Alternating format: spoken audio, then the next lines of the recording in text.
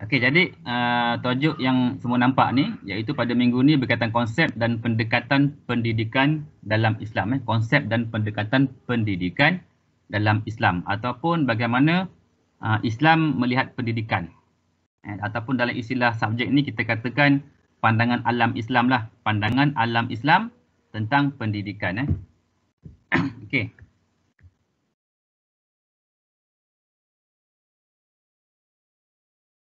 Okey, di akhir bab ni, di akhir perbincangan kita pada minggu ni, yang pertamanya akan menghuraikan konsep dan pendekatan pendidikan Islam, iaitulah 3 perkataan yang biasa ataupun sinonim lah dalam bahasa Arab ni, tapi dalam bahasa Melayu kita sebut dalam pengertian yang sama saja, iaitu pendidikan. Tapi dalam bahasa Arab dari 3 perkataan atau istilah yang berbeza, iaitu ta'lim, tarbiyah ataupun ta'dib. 3-3 ni diertikan dalam bahasa Melayu sebagai pendidikan lah. Kemudian yang keduanya menjelaskan konsep insan beradab ataupun dalam bahasa Arabnya insan adabi, insan yang beradab. Kemudian yang ketiga menghuraikan keutamaan adab dan akhlak dalam pendidikan Islam. Apakah keutamaan adab dan akhlak dalam pendidikan Islam? Yang keempat membincangkan kaedah pendidikan akhlak. Yang kelima membincangkan Rasulullah SAW sebagai model akhlak insan. Jadi ada 5 perkara lah yang diharapkan dengan berakhirnya perkongsian ataupun perbincangan kita pada topik ni, semua dapat menguasai lah kelima-lima yang dinyatakan ni. Okay, jadi berkaitan yang pertamanya konsep pendidikan dalam Islam ataupun bagaimanakah Islam melihat pendidikan tu menggunakan kacamata agama kita. Yang pertamanya kita akan cuba nyatakan berkaitan definisi pendidikan menurut Islam. Kemudian apakah tujuan pendidikan menurut Islam dan bagaimanakah pendekatan pendidikan Islam menurut kacamata agama Islam. Okay, kalau kita melihat kepada definisi pendidikan ni, definisi ni diambil sempena persidangan pendidikan Islam di Mekah pada tahun 1977, yang mana persidangan ni adalah bagi membincangkan bagaimanakah hala tuju ataupun perbincangan berkaitan pendidikan Islam secara menyeluruh di dunia, di alam Islam ni, yang mana bagi melahirkan atau mendapatkan kata putus tentang bagaimanakah cara yang sepatutnya pendidikan Islam tu diubah ke arah yang sebenar lah, landasan yang sebenar. Ini dalam bahasa Inggeris dia. Ini kalau kita lihat dalam bahasa Melayu dulu Iaitulah makna pendidikan itu secara menyeluruh dalam konteks Islam ada dalam konotasi istilah 3 perkataan yang telah pun dinyatakan tadi, iaitu tarbiyah, ta'lim dan ta'dib yang diambil secara bersama. Jadi apa yang disampaikan oleh setiap istilah ni, istilah tarbiyah, ta'lim dan ta'dib ni mengenai manusia dan masyarakat dan persekitarannya dalam hubungannya dengan Tuhan. Bermaksud hubungan manusia dengan manusia ataupun dengan masyarakat dan alam sekitar ni untuk dilihat hubungannya dengan Allah SWT, Tuhan yang menciptakan segala-galanya. Dan bersama-sama mereka ni, 3 istilah ni, iaitulah mewakili ruang lingkup pendidikan dalam Islam. Sama ada secara formal ataupun yang tidak formal lah. Kemudian, apa lagi yang dinyatakan dalam persidangan pendidikan Islam di Mekah ni? Iaitu pendidikan harus mensasarkan pertumbuhan seimbang kepribadian total manusia. Maksudnya pendidikan yang dimaksudkan dalam Islam ni mestilah menyasarkan ataupun menumpukan, memberikan fokus yang utama kepada pertumbuhan yang seimbang pada diri manusia. Pertumbuhan yang seimbang pada peribadi manusia. Melalui latihan yang diberikan kepada seorang Muslim sehingga iman dapat dimasukkan ke dalam keseluruhan kepribadian seorang Muslim. Iman, ada fokus iman juga dimasukkan dalam keseluruhan kepribadian manusia tadi, dan menciptakan dalam dirinya keterikatan emosional terhadap Islam dan membolehkannya mengikuti Al-Quran dan As-Sunnah, dan diatur oleh sistem nilai Islam dengan rela tanpa paksa, dan gembira sehingga dia dapat terus menyedari fungsinya ataupun tugasnya sebagai khalifah Allah, khalifah Allah. Jadi inilah yang dinyatakan dalam persidangan. Kalau kita baca dan fahami kata-kata ni ataupun ayat ni, dia memberikan satu pengertian yang menyeluruh tentang apa yang patut ada pada pendidikan menurut kacamata Islam. Kemudian kalau kita lihat dalam kotak yang kecil sebelah kanan tu, iaitu perkembangan seimbang manusia. Maksudnya dalam pendidikan ni dia menekankan perkembangan secara seimbang, bukan secara berat sebelah ataupun memberikan tumpuan pada satu-satu bahagian pendidikan sahaja. Tapi ia menekankan pendidikan secara seimbang, secara sempurna lah untuk manusia. Kemudian adanya unsur penyemaian iman. Dalam proses memberikan perkembangan pendidikan secara berkembang yang seimbang untuk manusia tadi, kena adanya unsur iman. Kalau iman tiada dalam pendidikan, maka pendidikan tadi tidak sempurnalah. Kerana Islam ni yang pertama sekali yang sangat penting ialah iman. Sehingga kan kalau kita pernah dengar kata-kata ataupun nasihat daripada ulama ataupun ceramah yang dipetik daripada hadis Nabi Muhammad SAW mengatakan, kalau kita lihat nanti pada hari akhirat nanti, seseorang Muslim tu tidak akan masuk neraka walaupun di dalam hatinya tu ada sekecil secebis iman. Maksud iman itulah sebagai penyelamat manusia itu di akhirat nanti daripada terus kekal dalam neraka kan. Jadi iman sangat penting lah. Jadi dalam aspek pendidikan ni pun kita memberikan penekanan yang sangat penting kepada iman lah. Supaya pendidikan tadi dapat disemai secara seimbang. Kemudian adanya penghayatan keislaman secara menyeluruh dalam proses pendidikan. Kemudian adanya unsur kesedaran sebagai khalifah Allah. Jadi ini fungsi utama manusia lah. Di atas muka bumi ini, kena ingat kita sebagai khalifah Allah dan yang paling penting sebagai hamba lah yang kita semua telah pun belajar sebelum ni. Dua fungsi utama manusia diwujudkan di atas muka bumi ni kan. Kemudian definisi pendidikan, ni sebagaimana pandangan yang dinyatakan oleh Al-Attas. Itu mengatakan education is something progressively instilled into man. Iaitu sesuatu yang dimasukkan secara progresif ke dalam diri manusia. Jadi dikatakan pendidikan menurut pandangan Al-Attas ni ialah sesuatu yang dimasukkan. Yang dimasukkan menggunakan istilah dimasukkan. Kalau cawan yang kosong tu kita nampak cara kita masukkan air dengan kita muka singki masukkan air dalam cawan ataupun dalam bekas apa yang ada air kita masukkan dalam cawan kan. Kita nampak proses memasukkan air tadi.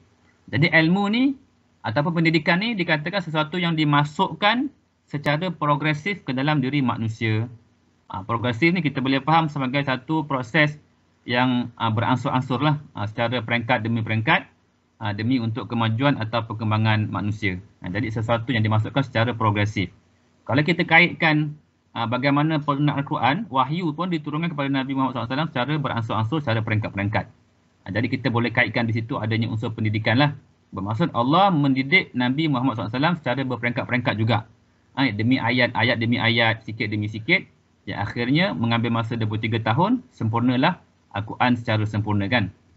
Jadi begitu juga pendidikan untuk manusia ni dimasukkan secara progresif, berperingkat-peringkat, tahap demi tahap. Kerana diri manusia tu memerlukan sedikit demi sikit lah. Tidak mampu untuk menerima secara sekaligus kan. Kemudian kandungan pendidikan, apakah yang ada dalam pendidikan ialah ilmu yang bermakna atau adanya adab.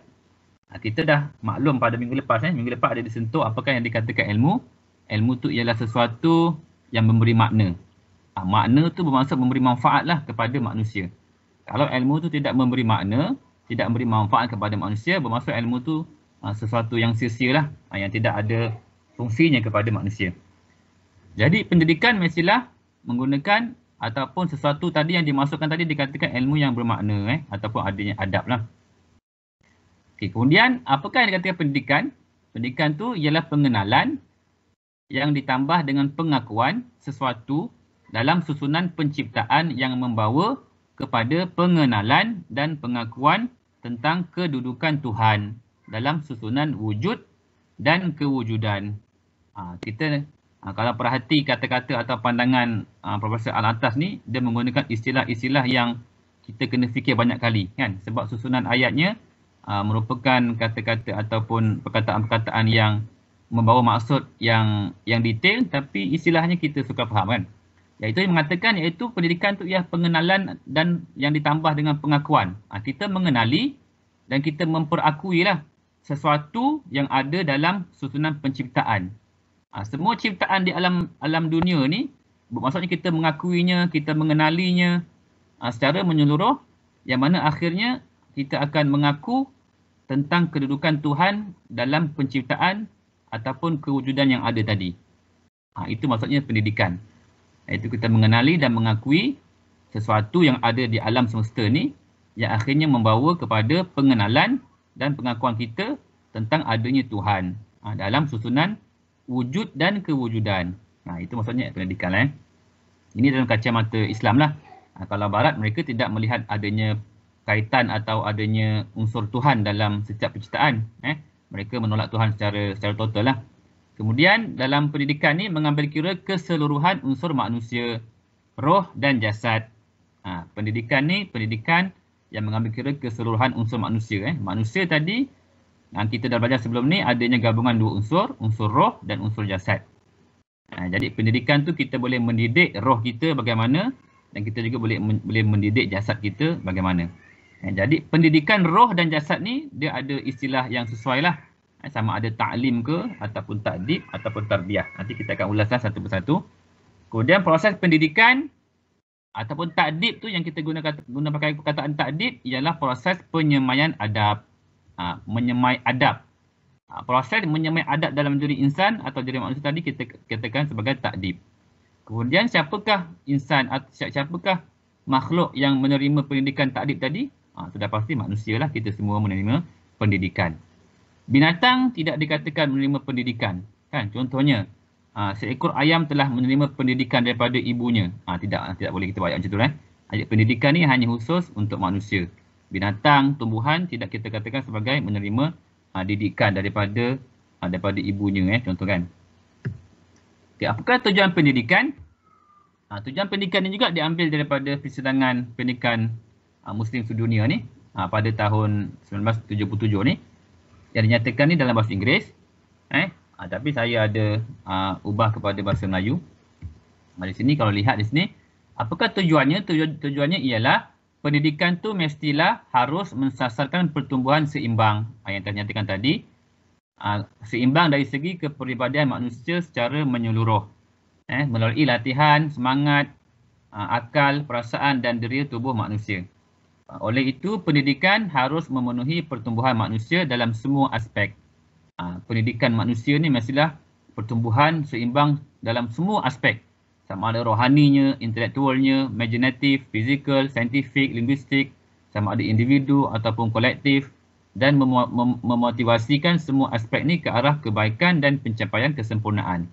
Jadi matlamat utama pendidikan ni ialah terletak pada kesedaran untuk tunduk sepenuhnya kepada Allah SWT pada tahap individu, masyarakat dan umat Islam secara umumnya. Jadi kalau kita lihat kepada tujuan pendidikan yang dinyatakan ni, kita dapat lihat memang matlamatnya menyeluruh. Yang pertamanya adanya unsur keseimbangan dalam membentuk kepribadian manusia.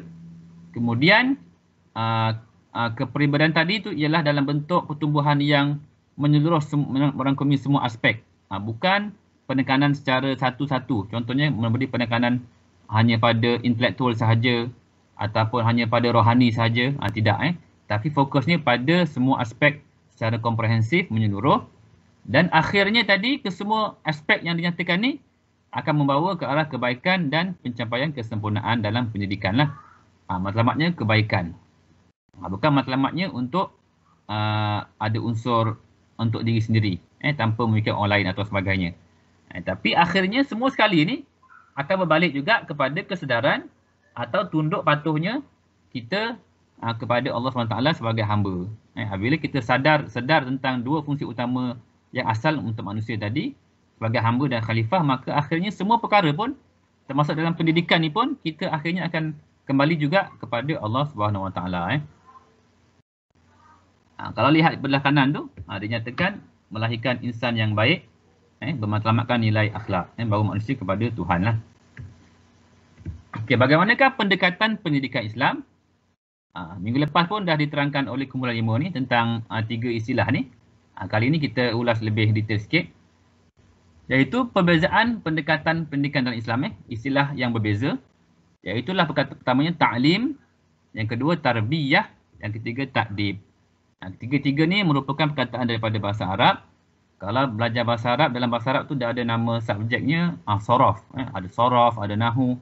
Tapi yang dinyatakan ni dari segi sorof lah. Iaitu dari segi bagaimana perkataan tu terbentuk. Ta'lim tu berasal daripada allama, yu'allimu ta'liman. Bermaksud pengajaran. mengajar, proses pengajaran. Kalau tarbiyah berasal daripada bahasa Arab rabba, yurabbi, tarbiyah. Artinya pengembangan atau pertumbuhan.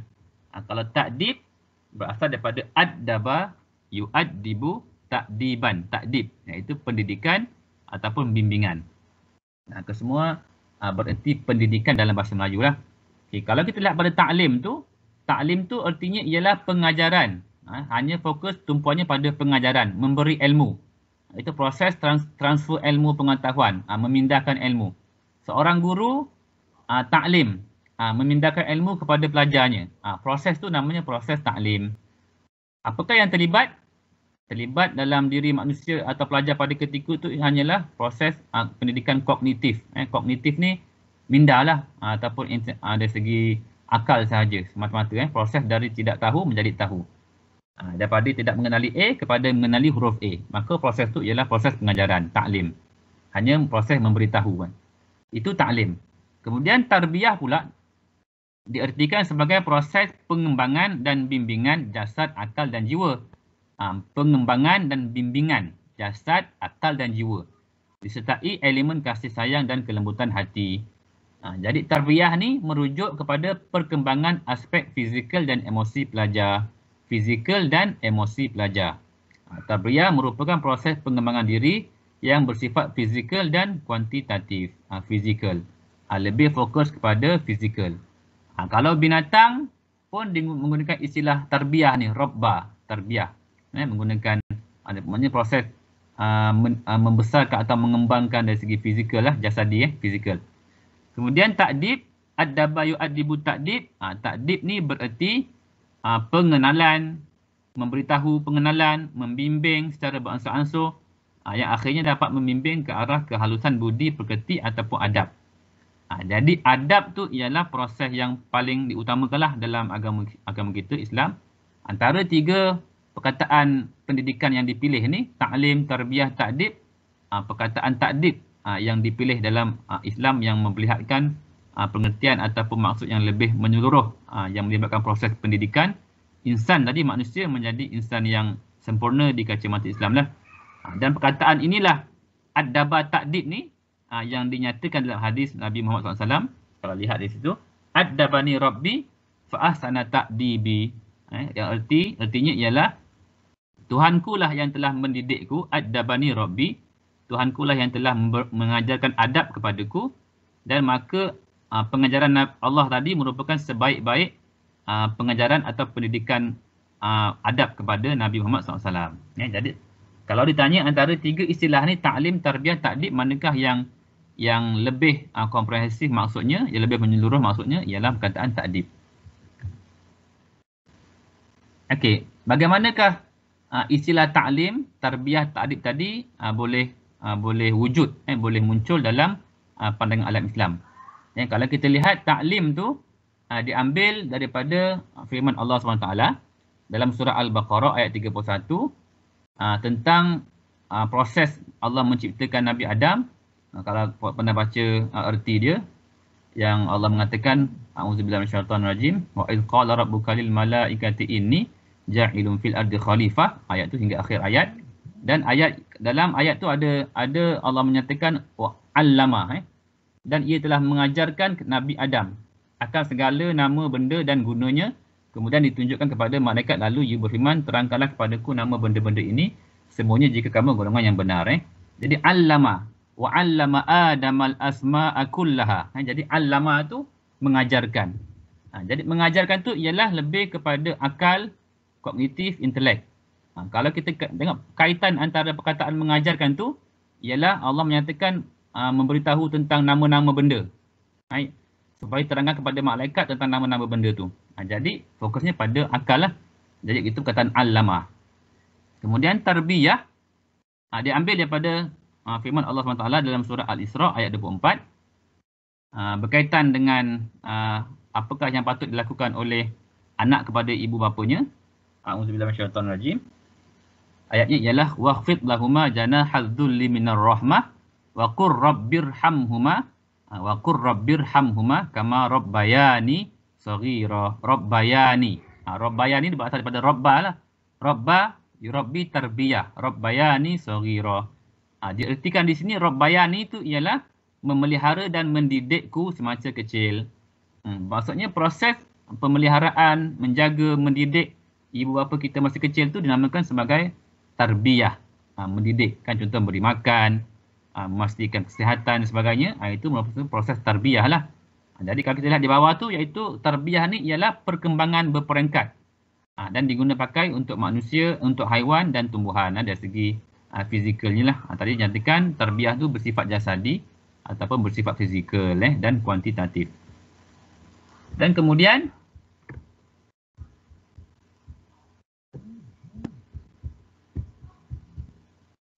takdib pula, Rasulullah ada bersabda yang tadi nyatakan tadi, adabani rabbi fa ahsana ta'dibi. Jadi takdib tu mengambil daripada istilah ni lah yang digunakan oleh Rasulullah SAW. Maka perkataan ni lah yang kita ambil kerana apa yang dinyatakan oleh Rasulullah SAW tu, takdib tu kita dapat lihatlah bagaimana kepribadian Nabi Muhammad SAW itu lebih sempurna. Dari segi imannya, dari segi hubungan Nabi Muhammad SAW dengan manusia, hubungan Nabi Muhammad SAW dengan binatang, dengan alam sekitar, dengan Allah SWT dan dengan macam-macam makhluk lain lah. Itu memperlihatkan bagaimana Rasulullah tu ada adab, ada takdib lah. Kemudian dalam kataan ta'dib ni lah adanya unsur ta'lim. Di bawah tu adanya unsur ta'lim, iaitu memberi ilmu. Mengajarkan ilmu juga ada termasuk dalam kataan ta'dib. Tarbiyah pun ada juga. Dalam ta'dib juga ada riyadah an-nafs, iaitu latihan jiwa. Latihan bagaimana? Contohnya kita nak berubah diri kita daripada tidak baik kepada baik, kita kena latih jiwa kita kan. Jadi latihan itulah dinamakan riyadah an-nafs. Dan kemudian tahzib al-akhlaq. Kita memperbaiki, menyaring kita punya akhlak kita kepada akhlak yang lebih baik. Ini adalah bagaimana asal perkataan yang dipilihlah ta'lim, tarbiyah dan juga ta'dib. Sekiranya ditanya perkataan tarbiyah, bagaimanakah asalnya perkataan tarbiyah ni? Yang punya diambil daripada kata-kata ataupun firman Allah SWT. Antaranya ialah dalam surah Al-Isra. Rabbayani saghira, rabba. Kemudian kalau lihat di sini, di antara proses ta'lim, tarbiyah dan ta'dib, ta'lim tu fokusnya pada akal, kognitif, intelek. Tapi tarbiyah tu lebih fokus kepada jasad. Kalau kita kaitkan dengan firman Allah dalam yang dinyatakan tadi, iaitu memelihara, mendidik dari segi jasad. Tapi ta'dib tu lebih menyeluruh, adanya unsur roh dan jiwa. Roh dan jiwa lebih menyeluruh. Jadi proses pendidikan Islam di bawah tu nyatakan proses pendidikan Islam adalah proses pengenalan dan pengakuan yang telah dinyatakan tadi, yang dimasukkan secara progresif ke dalam diri manusia, secara beransur-ansur, secara berperingkat, supaya manusia tadi dapat ambillah kesemua tu dengan ikut peringkat perkembangan manusia secara menyeluruh. Dan akhirnya akan memperakui bahawa adanya Tuhan yang layak disembah sebagai Tuhan semesta alam, yang telah menjadikan ciptaan-ciptaan dan kewujudan yang ada di alam semesta. Jadi inilah matlamat takdib tadi, yang mana akhirnya akan bawa kepada pengakuan manusia kepada wujudnya Allah SWT sebagai Tuhan. Kemudian apakah keutamaan akhlak dan adab dalam pendidikan Islam? Apakah keutamaan akhlak dan adab dalam pendidikan Islam? Adab dan akhlak. Apakah adab? Adab ni telah pun nyatakan tadi, ialah pengenalan dan pengakuan segala sesuatu dalam susunan kewujudan yang membawa kepada pengenalan kepada Allah SWT. Jadi ini pengertian adab. Kalau ditanya apakah makna bagi adab, ni erti dia, iaitu pengenalan dan pengakuan sesuatu dalam kewujudan yang membawa kepada pengenalan kepada Allah SWT. Dalam adab ni, mestilah yang pertama adanya elemen ilmu, kemudian adanya amal. Ilmu yang diamalkan akan menghasilkan adab. Tapi kalau kita ada ilmu tak diamalkan, tidaklah kita ada adab. Contoh kita ada ilmu tentang, contohnya bercakap baik kepada ibu bapa kan, contoh. Ada ilmu tu, tapi kita tidak amalkan. Maka kita tidak beradab lah. Tidak beradab dengan yang sebenarnya. Mungkin kita tidak mengikut ilmu yang kita ada. Kita masih lagi mengatakan atau berkata kata-kata yang tinggi, yang tidak sopan contohnya, maka itu tidak beradab. Sedangkan kita ada ilmu tentang adab tu. Bila tidak diamalkan, maka tidak ada adab. Jadi adab tu ialah gabungan antara ilmu dan amal terhadap ilmu yang telah ada tadi. Kemudian adab juga adanya kaitan antara jasad dan rohani. Jasad dan rohani. Adab tu kita dapat lihat secara zahir, kan? Kita dapat menilai bagaimana seorang manusia itu beradab dengan penzahiran pelakuannya, kan? Contoh berkata baik, beradab. Ataupun menolong orang yang tua, beradab, kan? Ataupun memberi makan kepada binatang yang lapar pun nampak beradab. Itu dibuktikan oleh jasad lah, secara fizikalnya, kan? Jadi adab tu boleh dibuktikan dengan jasadi, dan tercetus daripada rohani lah, roh dia. Apa yang ada pada dalam diri dia tu, imannya lah, imanlah penentu kepada apa yang dizahirkan oleh fizikal atau jasad. Kemudian adab tadi ialah merupakan proses. Satu proses dalam membentuk, menyemai, melahirkan adab. Itu namanya takdib. Kemudian akhlak. Apakah akhlak? Akhlak pun telah kita kongsikan pada awal-awal semesta dulu. Itu berkaitan akhlak ni merupakan kita katakan sebagai satu perkara yang spontan dalam kelakuan diri kita. Jadi akhlak itu merupakan buah kepada proses takdib. Buah. Ataupun kita katakan sebelum ni, akhlak tu ialah cerminan kepada apa yang ada dalam diri kita. Kalau akhlak kita baik, maka apa yang ada pada diri kita, iman kita tu merupakan iman yang betul lah. Dan juga rohani yang baik.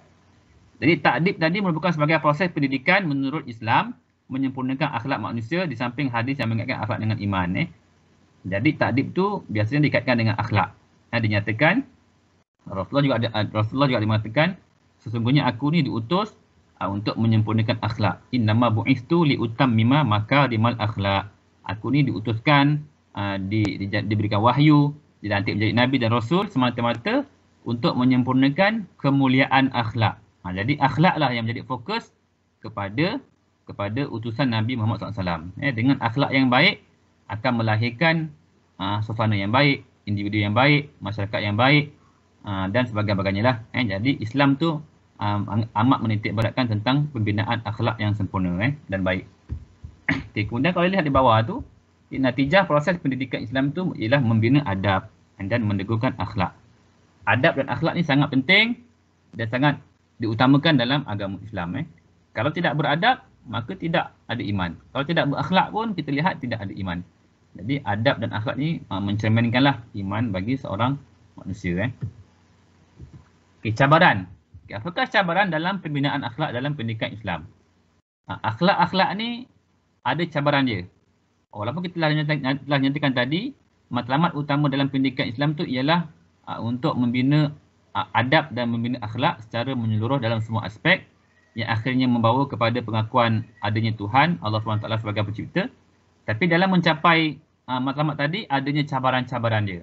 Cabaran yang menghalang lah. Apakah cabarannya? Yang pertamanya dilihat di situ, krisis pendidikan moden. Pendidikan moden ni lebih fokus kepada apa? Kepada kecemerlangan akademik semata-mata, tanpa memberi penekanan kepada unsur rohani dan akhlak contohnya. Jadi perkara-perkara ni dia amat mencabarlah. Dalam proses pendidikan, contohnya di sekolah-sekolah, sekolah rendah, sekolah menengah kan, ataupun di universiti pun lebih ditekankan kepada pencapaian kuantitatif dari segi angka kan, GPA berapa. Jadi itu merupakan contoh krisis yang berlaku lah, krisis pendidikan moden yang menghalang dalam pembinaan akhlak dalam agama kita. Yang keduanya terlalu pragmatik. Pragmatik ni macam nak disesuaikanlah dengan suasana kan, dengan keadaan.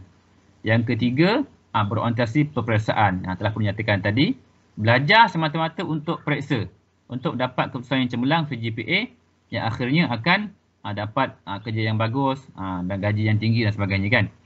Tapi kat situ kalau semata-mata untuk mendapat keputusan terbaik dalam peperiksaan tanpa adanya keseimbangan dari segi kualiti akhlak atau nilai peribadi yang bagus, yang baik, maka kita lihat kat situ tidak seimbang. Tidak seimbang. Dan saya kalau dapat kerja pun pastinya adanya perkara-perkara yang tak elok yang akan dilakukan sebab tidak seimbang lah. Kemudian pendidikan ni dianggap sebagai kilang. Kilang apa? Kalau kilang tu dia menghasilkan produk, tapi kalau sekolah ataupun institusi pendidikan ni dianggap sebagai kilang hanya melahirkan pelajar yang tahu, yang ada maklumat tapi tidak tidak seimbang dari segi aspek-aspek yang menyeluruh tadi, maka dianggap sebagai kilang lah, hanya keluarkan pelajar-pelajar yang ada ilmu. Tapi kemungkinan untuk diamalkan tu masih lagi timbul tanda soal lah, hanya sebagai kilang ataupun industri dikuasai oleh pasaran. Kemudian berpusatkan kerajaan. Pendidikan ni banyak berpusat pada kerajaan lah. Kalau kerajaan tu fokusnya untuk fokus kepada sains dan teknologi, maka semua bidang-bidang pendidikan di Malaysia ni contohnya akan berpusatkan kepada sains dan teknologi kan, tanpa memberi penekanan contohnya kepada ilmu-ilmu agama, ilmu-ilmu berkaitan Al-Quran, hadis dan sebagainya lah. Jadi banyak berpusatkan kepada kerajaan lah. Kerana kalau kita lihat kerajaan lah penentu kepada dasar-dasar pendidikan negara kan. Kemudian yang seterusnya terlalu specialized, terlalu mengkhusus kepada bidang-bidang tertentu kan. Kalau dalam bidang kejuruteraan, maka pelajar hanya mengetahui tentang bidang kejuruteraan, tidak mengetahui tentang nilai-nilai akhlak ataupun tentang ilmu-ilmu yang lain. Terlalu kecil lah skop ilmu yang dibelajar. Kemudian adanya empirical dan pelajar tidak kritis. Pelajar hanya menerima dan tidak mampu memikir secara kritis ataupun membandingkan mana yang baik, mana yang tidak baik atau sebagainya lah. Pemikiran kritis tu dalam masa yang sama dapat mendidiklah pelajar supaya berfikir yang akhirnya akan membawa pelajar ke arah pribadi yang dapat menilai mana yang baik, mana yang tidak baik. Kemudian kesan daripada cabaran yang ada ni, kesannya ialah manusia tu jadi anggap macam robot kan, hanya menerima sahaja, menerima dan mempraktikkan, tidak menilai semula, tidak kritis dan sebagainya kan. Kemudian kesannya ialah pelajar tadi hanya dibentuk ilmunya mengikut pasaran yang ada, mengikut nilai pasaran. Kemudian wujudnya keruntuhan akhlak kerana pendidikan tadi tidak seimbang, lebih fokus kepada elemen-elemen yang difokuskan oleh kerajaan. Contohnya kalau sains teknologi fokus pada itu, tidak menumpukan kepada akhlak kan. Sedangkan akhlak tu akhlaklah yang membentuk bagaimana insan tadi membawa ilmu yang ada kan. Kemudian hilang nilai kemanusiaan, dan yang terakhir terlalu menumpukan akademik dan kompetensi. Terlalu fokuskan berapa A kan, contoh berapa A dapat 10 A, nilai akademik. Tak tanya pun bagaimana ni, ni suka tolong ibu dia ke, sembahyang cukup tak 5 waktu kan, puasa penuh ke tak, tak ditanya. Jadi yang ditanyakan periksa dapat berapa A, 8A, 7A, 6A dan sebagainya kan. Lebih menunjukkan kepada akademik lah. Ini kesan pendidikan yang tidak seimbang. Okey, kemudian bagaimanakah cara pendidikan akhlak? Akhlak tu boleh dididik. Pada awal semasa tu kita nyatakan ada pandangan daripada seorang tokoh iaitu Ibnu Miskawai. Ada teori-teori dia bagaimana untuk membina akhlak kan. Di sini juga ada dinyatakan kaedah pendidikan akhlak. Yang pertamanya tu asasnya ialah ilmu fardu ain, untuk mengenali hakikat diri, Tuhan dan tujuan kehidupan dunia. Jadi yang pertama dalam mendidik akhlak ni mesti adanya ilmu fardu ain lah. Ilmu fardu ain tu minggu lepas kita dah minggu lepas pun ada disentuh tentang ilmu tu. Pembagian ilmu tu ada dua, ilmu fardu ain, ilmu fardu kifayah. Jadi ilmu fardu ain ni sangatlah dipentingkan dan wajib bagi setiap manusia Muslim itu mempelajarinya. Sebab ilmu fardu ain tu ialah mengenali siapakah Tuhan, apakah tujuan manusia dijadikan, bagaimana untuk berpuasa, contoh bagaimana untuk solat, ilmu-ilmu keagamaan lah, ilmu akidah. Kalau perkara-perkara ilmu fardu ain tak lengkap, cacat orang kata, hanya mengetahui sedikit saja, maka kesannya akhlak pun tidak akan terbentuk lah. Contohnya dia tak tahu bagaimana ilmu tentang berakhlak dengan manusia. Dia tak ada ilmu tu. Sedangkan ilmu tu ialah ilmu fardu ain. Ilmu berkaitan akhlak merupakan ilmu fardu ain. Dia tak tahu. Jadi akhirnya dia tidak akan berakhlak lah. Sebab ilmu tentang akhlak dia tiada. Itu yang pertama, kena ada ilmu fardu ain. Kemudian suhbah dengan guru yang mursyid. Suhbah ni bersahabat. Bersahabat ni maksudnya mempunyai hubungan yang baik lah dengan guru. Contohnya tak tahu tentang akhlak ni, ada dia tanya, sentiasa bertanya, guru pun akan bagi nasihat. Contohnya bagaimana nak menjalin hubungan sama manusia tentang ni, tentang tu dan sebagainya. Bila dia ada seseorang yang boleh jadikan rujukan, seseorang yang boleh ditanyakan apa-apa masalah, maka kesannya akan membentuk diri yang sempurna juga, akhlak yang baik. Kemudian adanya targhib dan tarhib. Targhib ni memberikan ancaman. Targhib ni bukan. Targhib ni ialah memberikan ganjaran. Ganjaran ataupun semangat lah Tarhib ni ialah ancaman. Dalam pendidikan akhlak, kalau kita lihat dalam Islam ni ada banyaklah unsur tarhib dan tarhib ni. Tarhib ni ialah contohnya memberi galakan. Contohnya dikatakan kalau dalam Al-Quran tu, dalam mempelajari ilmu Al-Quran, Rasulullah ada mengatakan alif lam mim tu bukan satu huruf, kan? Nabi mengatakan bila kita baca Al-Quran kita akan dapat kebaikan. Satu huruf akan diganjari dengan 10 kebaikan. Alif lam mim tu bukan satu huruf. Bahkan alif satu huruf, lam satu huruf, mim satu huruf. Jadi apabila ditambah, maka dalam alif lam mim tu ada 30 kebaikan atau 30 ganjaran. Jadi itu namanya targhib lah, galakkan. Jadi akhlak pun adanya unsur targhib, galakkan. Kan ada juga tarhib, ancaman. Ancaman ni contohnya ancaman. Kalau orang-orang tua dulu mengatakan kalau tak belajar akan kena rotan, kan. Ada mengancam pada anak, kan. Tak belajar, tak siap kerja, akan kena denda. Tu dia mengancam lah. Jadi perlunya ada unsur targhib, memberi galakan. Contohnya kalau belajar dapat kursan cemerlang, dapat hadiah ni, dapat ni. Itu targhib. Kalau tarhib, ancaman. Kemudian dengan menjaga ibadah. Orang yang menjaga ibadahnya sempurna, akhlaknya pun akan terbentuk kesan daripada ibadah yang sempurna. Kan? Contoh orang yang solat cukup 5 waktu, pastinya kelakuan dia, perangainya, sikapnya tidak sama dengan orang yang tidak solat ataupun solat hanya pada satu waktu saja. Sebab ibadah yang sempurna akan membantu untuk membentuk akhlak yang sempurna. Kemudian yang keempat, persekitaran yang baik, kawan. Kan telah nyatakan sebelum ni, Nabi pun ada bersabda, setiap individu itu akan terkesan dengan kawan yang ada padanya. Kan, maka lihatlah dengan siapakah dia berkawan. Kan, kalau kawan dia perompak, dia pun akan jadi perompak juga. Kalau kawan dia suka main game, dia pun akan turut suka main game juga. Kalau kawan dia minat bola, dia pun akan terjebak juga dengan minat bola dan sebagainya, kan. Kalau kawan dia suka hafal Al-Quran, contoh, satu hari dia hafal satu ayat Al-Quran. Cara tak langsung kawan dia pun akan terikut juga. Satu hari pun dia akan hafal satu ayat Al-Quran dan sebagainya lah. Kemudian muhasabah dan tafakur. Muhasabah ni berfikirlah, mengenang apakah yang telah dilakukan tu betul ke tak betul, banyak salah ke, banyak pahala ke, banyak dosa ke dan sebagainya. Kemudian tafakur, berfikir, sentiasa berfikir kerana orang yang suka berfikir ni dia akan dapat melahirkan satu keputusan yang lebih memuaskan hati dia lah. Kalau membuat sesuatu tanpa ada berfikir kesannya, apakah akibatnya, maka dia akan menyesal lah sekiranya apa yang dilakukan tadi tidak difikirkan terlebih dahulu, kan. Jadi akhlak ni mestilah adanya elemen muhasabah dan tafakkur. Muhasabah. Bangun tidur tadi banyak buat pahala tak? Semalam ada buat dosa tak? Apalah yang dia buat pada hari ni, kan. Kita rasa muhasabah, kan. Kemudian pengulangan. Akhlak yang baik memerlukan pengulangan. Tikrar, dalam bahasa Arab mengatakan tikrar, pengulangan, berulang-ulang. Contohnya kalau kita amalkan setiap hari kita baca Al-Quran sebelum subuh, kan. Ataupun lepas subuh, sampai subuh baca satu ayat. Hari-hari kita ulang. Maka itu akan menjadi akhlak. Akhlak ni perlu dibentuk, dididik dan perlunya ada elemen berulang-ulang. Tanpa ada berulang-ulang, tidak konsisten, itu bukanlah dikatakan sebagai akhlak. Kerana akhlak tu ialah cerminan tanpa berfikir, kan. Kita akan buat perkara yang sama pada setiap hari. Itu kesan daripada kita berulang-ulanglah dalam membuat perkara yang baik. Kemudian memupuk rasa ihsan, muraqabah, rasa diawasi oleh Allah SWT.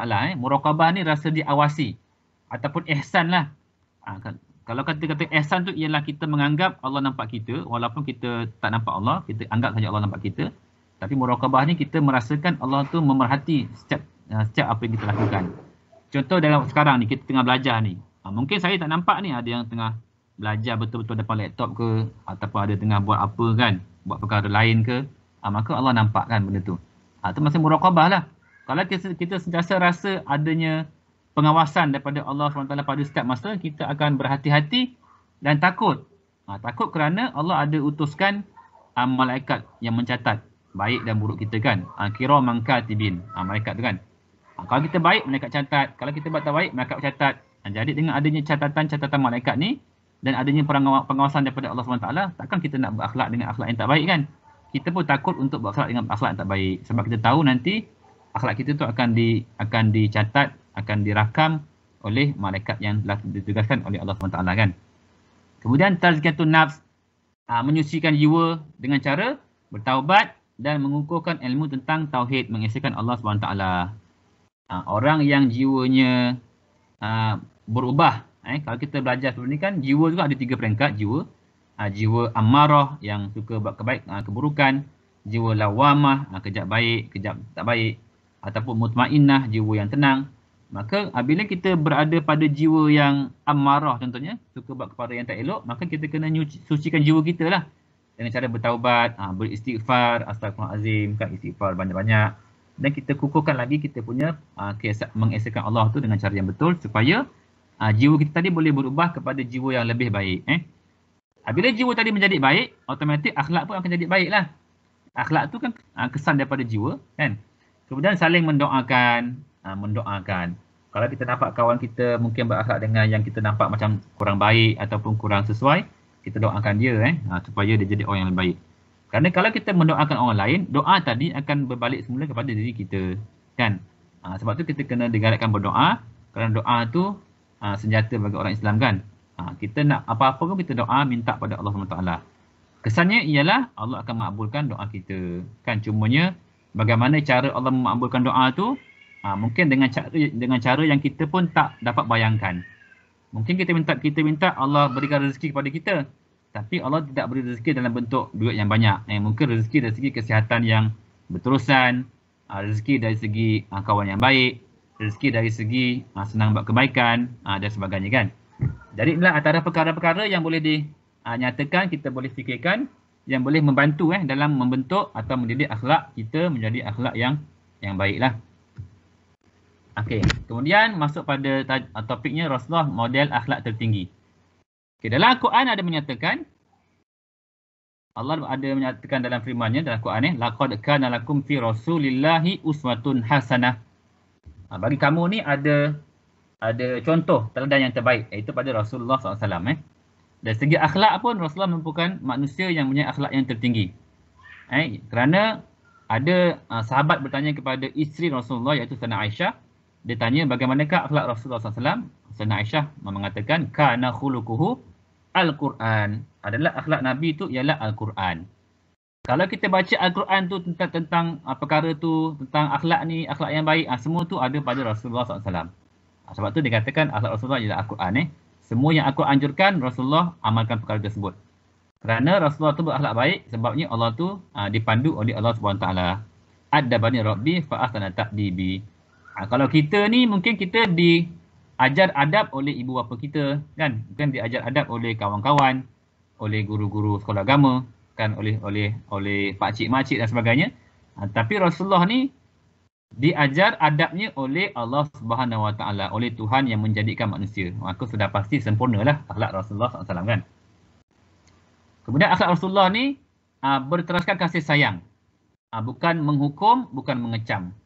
Kan, kalau kita lihat Rasulullah ni banyak berkasih sayang sesama manusia, kan, memberi pengampunan. Kerana Allah ada mengatakan dalam Al-Quran, wa ma arsalnaka illa rahmatan lil alamin. Rahmat tu artinya kasih sayang lah. Allah tidak utuskan Nabi Muhammad tu sebagai rahmat kepada sekalian alam. Membawa kasih sayang kepada sekalian alam. Manusianya, haiwannya, tumbuhan. Kalau haiwan ni kalau kita lihat, dari segi cara sembelihan haiwan pun Rasulullah ada tunjukkan caranya supaya haiwan tadi tidak sakit. Itulah dengan cara apa? Dengan cara menajamkan pisaunya supaya bila sembelih itu sekali jalan, sekali sembelihan terus putus 2 urat. Bukan kalau tumpul akan lebih menyiksa, kan. Jadi kat situ pun dah ada unsur kasih sayang, rahmat kepada haiwan. Kalau tumbuhan pun dalam waktu berperang tidak boleh mematahkan tumbuhan secara suka hati. Maka kat situ menunjukkan adanya elemen kasih sayang dalam setiap perkara, kan. Rasulullah berakhlak dengan niat untuk berkasih sayang sama manusia, sama haiwan, sama makhluk yang lain.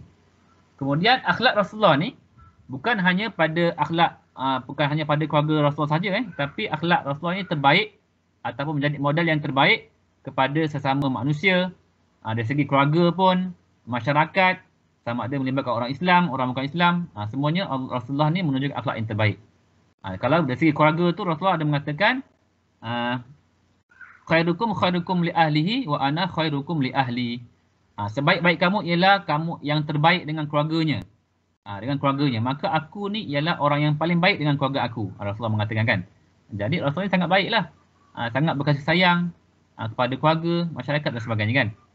Begitu juga di sini nyatakan sesuai diikuti oleh semua perangkat. Apa yang ditunjukkan oleh Rasulullah dari segi akhlaknya tu, dari segi cara bercakap bagaimana, cara solatnya bagaimana, contohnya cara bergaul dengan kanak-kanak bagaimana. Semua tu memang kita boleh ikuti. Boleh ikuti tanpa kita boleh petikaikan lah. Sebab Rasulullah tu menjadi contoh. Sama ada perempuan pun boleh ikuti bagaimana Nabi berakhlak. Kerana Rasulullah ni ada menyatakan akhlak-akhlak tertentu. Sebab Rasulullah ada isteri dan Rasulullah pun boleh nyatakan bagaimana Rasulullah berakhlak dengan isteri, dengan perempuan, dengan kanak-kanak, dengan orang tua, dengan non-Muslim, dengan orang Muslim dan sebagainya kan. Yang mana kat situ adanya elemen tiada halangan ataupun adanya gap yang boleh menghalang hubungan antara manusia kan. Rasulullah menunjukkan semua perkara. Okey, jadi caranya bagaimana kita nak mengetahui perkara-perkara ni, bagaimana Rasulullah berakhlak, kita kena buat apa? Kita kena kaji, kena baca, kena dengar bagaimanakah perjalanan kehidupan Rasulullah SAW, iaitu sirah lah. Kalau kita nak tahu bagaimana Rasulullah bercakap dengan ahli keluarga, kena baca sirah. Bagaimana Rasulullah bercakap ataupun berinteraksi dengan orang bukan Islam, contohnya orang Yahudi di Madinah dan sebagainya, kena baca sirah Nabi Muhammad SAW.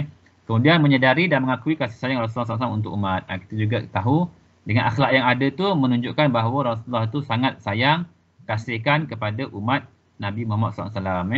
Kemudian yang ketiga tu mengamalkan akhlak Rasulullah sebagai bukti kita punya iman. Jadi apabila kita mengakui bahawa Rasulullah sebagai individu yang punya akhlak yang terbaik, maka kita kena ikutilah apa yang Rasulullah tunjukkan. Dan kerana ikutan kita mengikut apa yang Rasulullah tunjukkan akhlaknya, itu bukti kita beriman kepada Rasulullah SAW. Kan? Banyak hadis-hadis mengatakan la yu'minu ahadukum, dalam bahasa Arabnya, dalam bahasa Melayunya, tidak sempurna iman kamu. La yu'minu ahadukum, tidak sempurna iman kamu. Banyak Antaranya ialah la yu'minu ahadukum hatta akuna ahabba ilaihi min walidihi wa walidihi wan nasi ajma'in. Tidak sempurna iman kamu sehinggalah aku ni, iaitu Rasulullah, menjadi orang yang paling kamu sayang berbanding ayah kamu, anak kamu dan keluarga kamu dan manusia sekaliannya. Maka kita kena sayang Rasulullah melebihi semua manusia yang ada. Maka pada ketika itu barulah kita punya iman tu dapatlah menepati yang dikehendaki oleh Rasulullah SAW kan. Ini yang terakhir, kesimpulan. Apa kesimpulannya daripada topiknya? Topik pada hari ini iaitu yang pertama, pendidikan Islam bertujuan membentuk insan secara bersepadu, secara menyeluruh, secara komprehensif, secara sempurna, yang menggabungkan semua elemen-elemen yang ada pada manusia, sama ada rohaninya, intelek, emosi, fizikal dan sebagainya lah. Kemudian yang kedua, proses pendidikan membina insan beradab yang mengikut konsep ilmu, insan dan kebahagiaan yang tepat dalam pandangan alam Islam. Yang ketiga, pendidikan dalam Islam ni berlangsung sepanjang hayat. Pendidikan ni bukan hanya terhenti pada kita berada dalam universiti, dalam institusi pendidikan tertentu, tapi apabila kita dah habis belajar, dah bekerja pun kita masih kekalkan lagi kita punya elemen pendidikan, kerana pendidikan ni tujuannya ialah sepanjang hayat, sentiasa memperbaiki kekurangan yang ada pada diri kita kan, dan memerlukan usaha yang kolektif secara bersepadu, secara bersama-sama dan progresif oleh semua pihak lah, bapa, guru, pemimpin, masyarakat dan sebagainya, supaya pendidikan tadi dapat dicapai matlamat yang telah pun dinyatakan di awal tadi. Kemudian yang keempat, matlamat pendidikan Islam selari dengan tujuan Rasulullah SAW diutuskan kepada manusia, iaitu untuk menyempurnakan kemuliaan akhlak. Itulah matlamat pendidikan. Dan yang terakhir, sabda Rasulullah SAW yang bermaksud, sesungguhnya aku diutus untuk menyempurnakan akhlak yang mulia. Yang telah disebut tadi, innama bu'istu liutammima makarimal akhlak. Aku diutus untuk menyempurnakan kemuliaan akhlak yang baik. Maka matlamat pendidikan tu dan akhlak tidak dapat dipisahkan. Pendidikan, adab, akhlak yang memperakui wujudnya Allah SWT dalam setiap aspek, yang akhirnya mengakui Tuhan Allah sebagai Tuhan semesta alam, maka semua tu berkait. Dalam pandangan alam Islam tidak dapat dipisahkan antara Islam dan Allah SWT, adab dan akhlak. Kerana matlamat akhlak lah matlamat yang tertinggi. Rasulullah sebagai ikutan atau contoh akhlak yang terbaik. Rasulullah juga dikatakan akhlaknya ialah Al-Quran. Maka memang akhlak lah yang menjadi tumpuan terakhir dan tumpuan utama serta pertama dalam pencapaian keputusan ataupun matlamat dalam pendidikan menurut agama Islam lah. Okey, itu sahaja kita punya perkongsian